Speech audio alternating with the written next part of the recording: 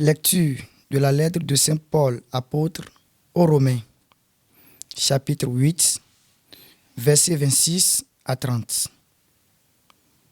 Frères, l'Esprit Saint vient au secours de notre faiblesse, car nous ne savons pas prier comme il le faut. L'Esprit lui-même intercède pour nous par des gémissements inexprimables. Et Dieu, qui scrute les cœurs, connaît les intentions de l'Esprit, puisque c'est selon Dieu que l'Esprit intercède pour les fidèles.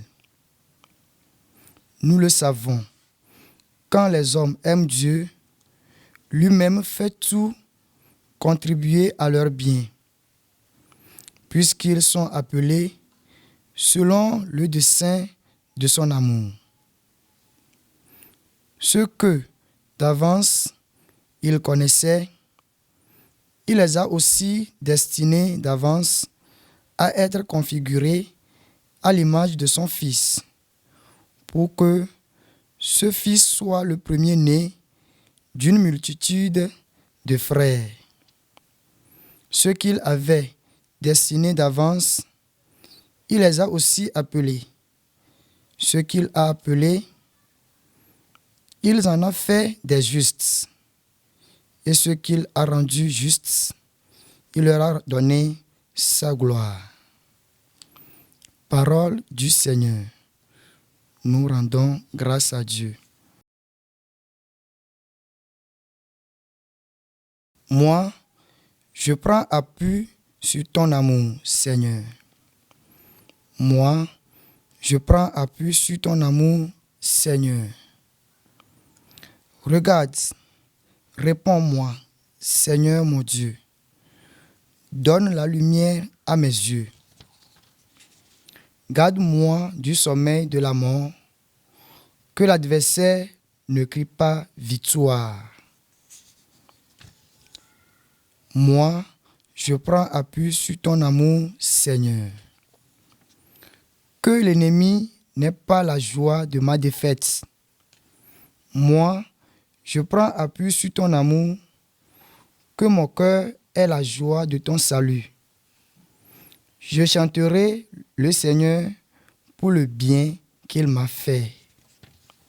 Moi, je prends appui sur ton amour, Seigneur.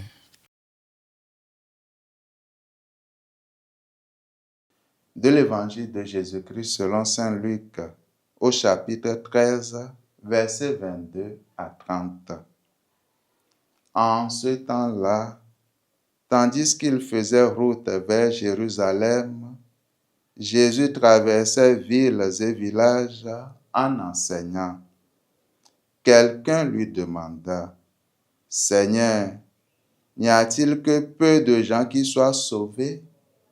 Jésus leur dit, « Efforcez-vous d'entrer par la porte étroite, car je vous le déclare, beaucoup chercheront à entrer et n'y parviendront pas. Lorsque le maître de maison se sera levé pour fermer la porte, si vous, du dehors, vous vous mettez à frapper à la porte en disant, « Seigneur, ouvre-nous », il vous répondra, « Je ne sais pas d'où vous êtes. » Alors vous vous mettrez à dire, « Nous avons mangé et bu en ta présence, et tu as enseigné sur nos places. » Il vous répondra, « Je ne sais pas d'où vous êtes.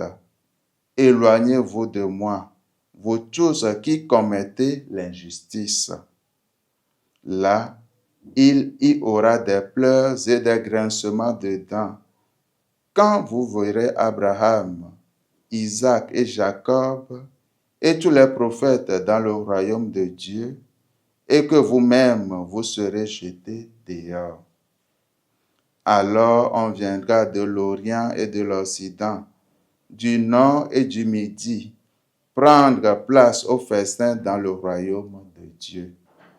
Oui, il y a des derniers qui seront premiers, et des premiers qui seront derniers. Acclamons la parole de Dieu. Louange à toi, Seigneur Jésus.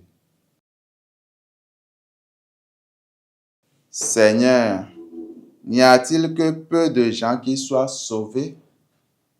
Voilà bien une question que nous formulons aussi parfois en se demandant qui sera sauvé. En effet, Jésus, en laissant la question posée dans l'Évangile sans réponse, nous donne de comprendre qu'elle n'en a pas. Alors, le plus important pour chacun, c'est que peu importe qu'il y ait un grand ou un petit nombre, notre préoccupation doit être de nous efforcer à en faire partie. Dieu ne cherche pas la quantité, mais la qualité. C'est cela la porte étroite, celle où ne peuvent passer que des personnes répondant à des critères spécifiques. Connaître le Christ, c'est certes la base, mais ce n'est pas suffisant. Alors la question importante aujourd'hui, c'est comment nous efforçons-nous à vivre selon la parole de Dieu et comment utilisons-nous au quotidien les connaissances que nous avons de Jésus. Préparons-nous vraiment notre ciel dès maintenant? Notre vie est-elle en accord avec la foi que nous professons et surtout en accord avec la parole de Dieu? Que Dieu nous bénisse et qu'il nous garde tout au long de ce jour, au nom du Père et du Fils et du Saint-Esprit. Amen.